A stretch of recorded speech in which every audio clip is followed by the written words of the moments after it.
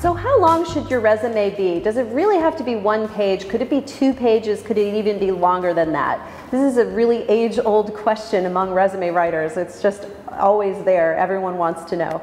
So it used to be very important that people wanted a 1-page resume, but I think things have changed, and it also depends a lot on your audience, and it depends on who you are and how much experience you have. So what's changed a lot in the last few years is that a lot of the larger organizations now use something called an applicant tracking system software, or an ATS. When you apply to an organization that uses an ATS, you can usually tell because the hyperlink or the URL will have some kind of vendor name like Taleo, iSIMS, or Silk Road, or something like that.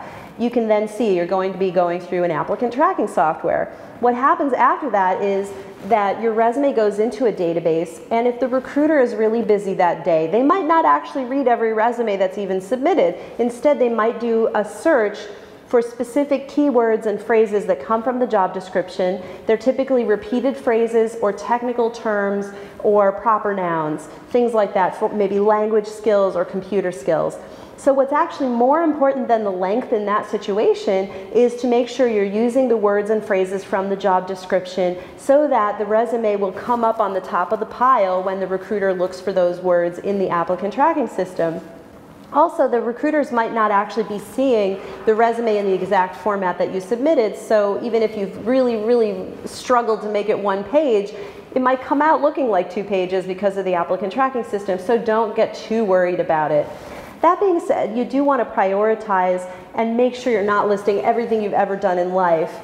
With the one exception of federal government resumes could be 6 pages long or longer because they want every single detail of everything you've done, because they rank people based on the years of experience, the months of experience that they've had at different organizations. So that's a different sort of situation. So there's always exceptions to these different rules. But if you have substantial work experience, maybe 5 to 10 years or more, you probably can have a 2-page resume. Beyond that, a 3-page or longer resume, I would say maybe for senior executives, you might have a 3-page resume.